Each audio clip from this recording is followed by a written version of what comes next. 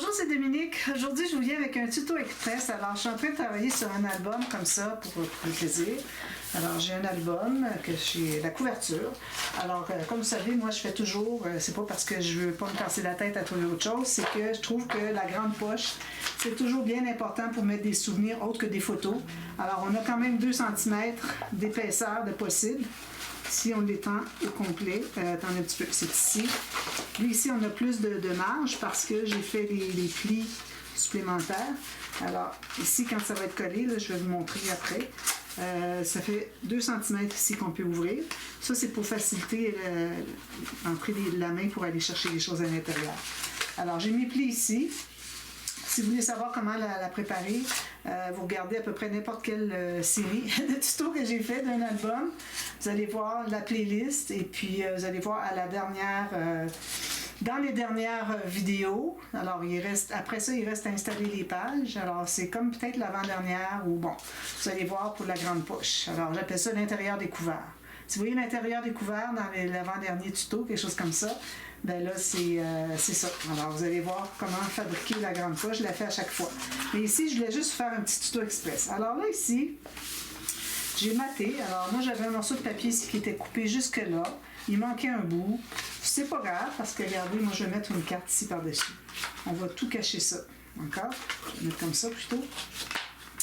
Alors, ce que je vais faire, c'est que, bon, là, j'ai pensé, je vais mater avant de tout terminer, de coller. Ça reste que quand on fait la grande poche, on peut toujours mater après coup. C'est quand on fait la pochette boîte, mettre un livre, à cause que les côtés sont rigides, si on veut presser, on ne voudrait pas écraser. Ici, ça presserait bien quand même. Mais ça reste que, bon, je l'ai fait comme ça. Là, je m'étais dit, ah oui, le fermoir, pas le fermoir, si on peut dire, oui, le rabat fermoir ici qui va venir cimenter. J'ai dit, bon, là, j'ai pas mis mes aimants ici.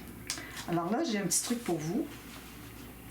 Alors, ce qu'on peut faire, c'est qu'on pourrait mettre l'aimant derrière ici. Alors, si vous mettez les aimants ici, puis là, vous allez mettre une carte par-dessus, vous allez avoir autre chose qui va entrer à l'intérieur, parce que ça va être juste collé en L ici. Alors, possiblement qu'il y aurait autre chose qui ira à l'intérieur.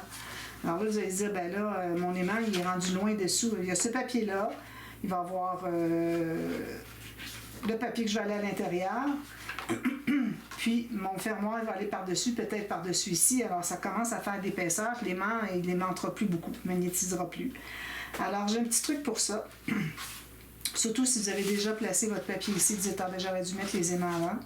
Alors, si vous avez une carte, moi, je fais souvent ça, de mettre une carte par-dessus ici. Alors, ce qu'on va faire, c'est qu'on va mettre l'aimant derrière ici.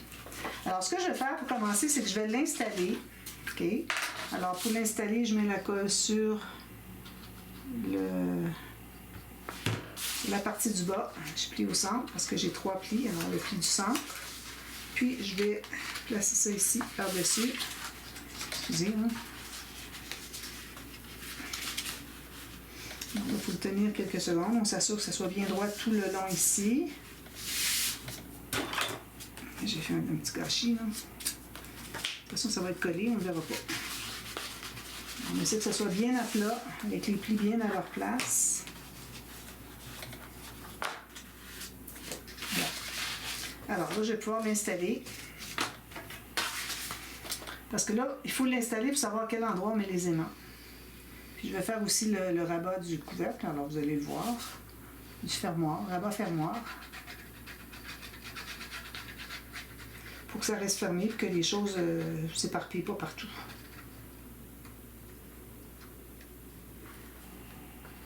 On va mettre vraiment tout le tour. Alors, moi, je ne le mets jamais sur le bord ici. Je le mets plutôt ici, mais je me garde au moins 5 mm, 8 mm. Pour que, alors vous voyez ici, à partir du pli, j'ai 8 mm, que quand je vais faire ça, que je puisse avoir de la marge pour faire ça. Si vous l'amenez tout juste sur le bord de la falaise, comme j'appelle, là, ça va arrêter ici. Vous n'aurez pas aucune souplesse de votre album. Alors, c'est pas l'idéal. Alors, là, je vais presser ici. Ça, bien droit.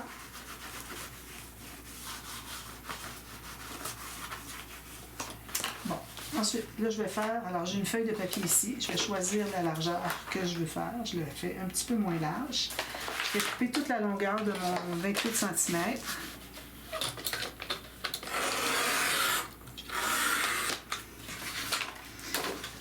planche à rainure.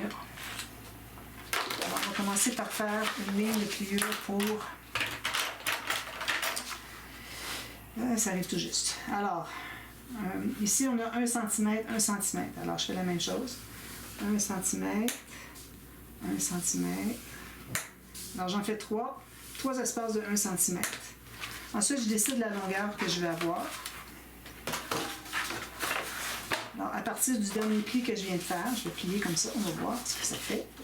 Alors là, je vais décider jusqu'où je voudrais l'avoir. Alors, ça va être dans les airs parce que, bon, je vais plier, je vais remontrer, là. Le but, c'était pas de faire ce tuto-là. Je l'ai fait tellement de fois. C'est juste que finalement, j'aurais peut-être dû le faire avant. Alors, on plie au centre ici. Alors, on a une bande de collage. On a 2 plis ici qui correspondent aux mêmes 2 plis ici. Alors, ça va donner ça, OK?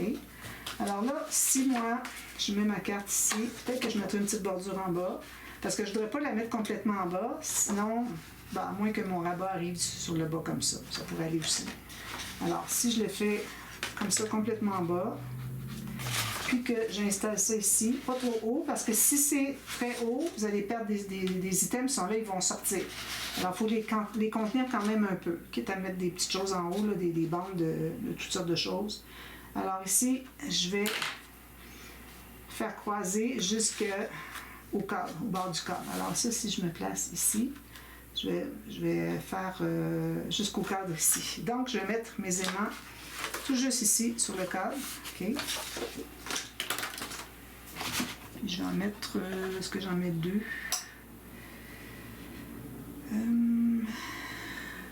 Juste une paire. Donc, j'ai mes 2 aimants. Je vais prendre mon outil. Excusez, ça fait longtemps que j'ai fait du scrap. J'ai été arrêtée par une poussée incroyable d'inflammation. Puis j'ai pas pu travailler parce que j'avais peine à bouger mes doigts. Je ne pouvais même pas faire mes choses normales la journée. Donc, ça c'est dans le sens ici. Alors moi je vais mettre mon aimant à peu près ici. C'est à peu près centré. Je vais mettre mon adhésif. Vous pouvez toujours mater ou si vous voulez la carte, si vous avez du papier qui est mince un peu. Moi, mon papier est quand même assez rigide. Alors, je mets mon aimant ici, pas trop bas, juste ici. Puis,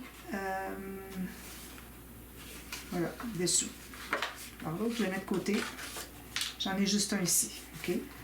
Alors ça, si je fais ça ici, comme ça, je l'installe. Mais, si on met quelque chose à l'intérieur, c'est pour ça que je ne voulais pas l'avoir ici. J'ai eu mon aimant ici, je mets une carte à l'intérieur, ce papier-là. Si j'avais voulu mater, le papier de matage, la photo, ce qu'il y a à l'intérieur, tout ça, ça fait beaucoup trop d'épaisseur. Aussitôt qu'on a 2 épaisseurs, là, c'est vraiment le maximum. Alors, en le mettant ici derrière, ben là, je peux mettre tout ce que je veux, puis ça va aimanter tout de suite ici. Très facile. Donc, je vais pouvoir coller. Alors, je mets de la colle en L ici.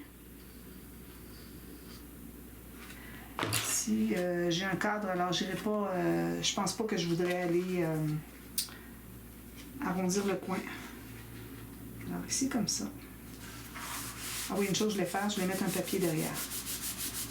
Alors un papier, il n'y a pas besoin d'être très épais. Petit bout de papier, ça peut même être un bout de papier de collection. Je vais mettre un petit bout comme ça. Puis je vais le mettre. Alors je vais peut-être décoller ça ici tout de suite. Alors je vais mettre la colle ici sur le bord, chaque côté, puis ici comme ça. Alors là, comme ça, quand on entre quelque chose, ça ne va pas accrocher sur l'aimant. Parce qu'on ne veut pas mettre un aimant n'importe où comme ça dessous. On arrive pour entrer des choses, ça bute. Alors c'est pour ça qu'on fait comme une épaisseur de papier qui va venir adoucir la pente, qui fait que ça va être beaucoup plus facile à installer, à entrer, c'est-à-dire la carte à l'intérieur. Voilà. Alors, de cette façon, quand vous avez votre aimant qui est couvert d'un papier qui est sur la partie du dessus de votre interaction, à ce moment-là, vous allez avoir toute la magnétisation qu'il faut. Vous avez juste votre papier ici qui est, qui est entre les 2 aimants. C'est certain qu'il va y avoir un papier ici à l'intérieur, pour mater, mais bon, c'est correct. Ça fait 2 papiers, c'est ça qu'on veut. Donc, moi, si je l'installe ici, je mets mon aimant ici, là qui va aller. Là, je peux décider à quelle hauteur je le mets, comme ça. Parfait. Donc, moi, je vais me laisser au moins 1 cm de plus ici. Je ne voudrais pas cacher le Live and Love. Alors, je vais l'arrêter, mais en même temps, il faut que j'aie de l'espace pour pouvoir mettre mon aimant collé autour de mon aimant. Alors, je me suis fait une marque ici. Couper cela.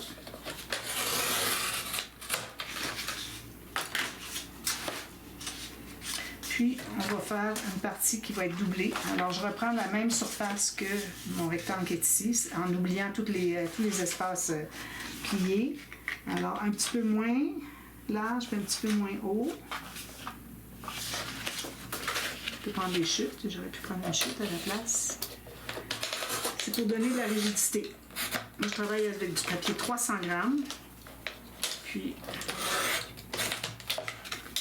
ça va être parfait. Ici, je vais arrondir les coins. Il faut le faire avant parce que si vous le faites après, ça va être trop épais, vous n'arriverez pas.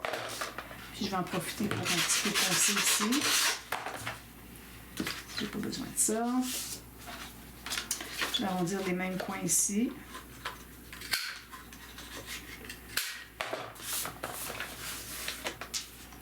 Puis, je vais coller à l'intérieur. Mon aimant, je ne le colle pas tout de suite comme vous voyez. Je vais le coller entre le papier de matage et puis le papier de fond. Donc ça va être sur le dessus ici, puis il va y avoir le papier de matage par-dessus.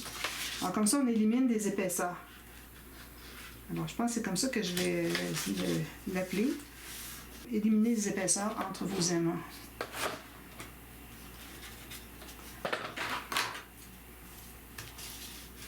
Je vais effacer. On essaie toujours d'effacer avant d'étendre la colle. Parce que sinon, soit qu'on fait des gros gâchis avec toute la saleté de la mine sur votre travail, ou bien vous n'arrivez pas à l'effacer parce que la colle est allée dessus, ça a séché dessus, puis là c'est tout glacé, alors on n'a plus d'accès. Ici j'ai un petit peu. Bon, là je vais pouvoir l'installer. Alors là, je vais voir que j'ai besoin d'avoir minimum 6 mm. Si vous pouvez avoir 8, c'est mieux, comme ça, pour qu'on puisse mater autour de l'aimant, pour qu'on le voit trop. Puis, ça va être collé juste ici. Alors, je vais mettre ma colle ici sur la bande, la dernière. Puis, là, je vais placer que ce soit centré, parce que j'ai fait un petit peu plus étroit. Puis, je dépasse ici, en bas, d'à peu près 8 mm. Voilà.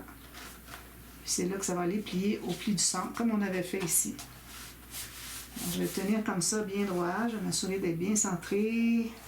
Tout ça, parfait. Là, je vais aller l'ouvrir, je vais aller presser sur là où j'ai mis la colle.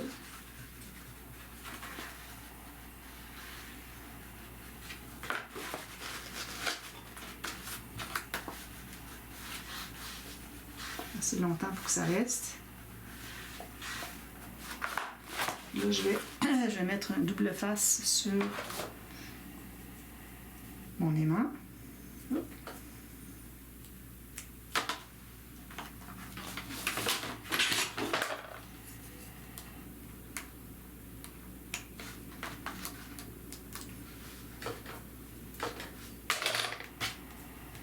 Donc là, je m'assure que ce soit bien collé au bon endroit, que ce soit bien droit. Là, je plie au pli du centre. Parce qu'on a trois plis. Au pli du centre, je me mets à plat, puis je colle mon aimant. Vous voyez mon aimant ici, j'ai 6 mm. Je vais pouvoir avoir un papier qui... Je vais rajouter de la colle ici, quand je vais mettre mon papier de matage. Alors là, vous avez une bonne magnétisation. Excusez, il y a un petit cheveu.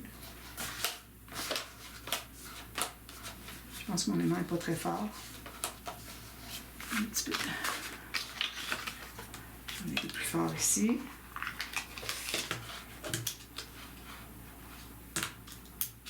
On est plus fort.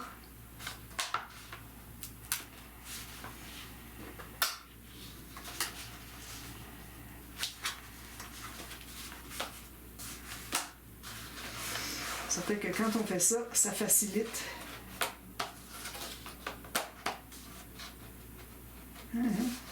Peut-être que mon aimant dessous n'est pas assez fort aussi.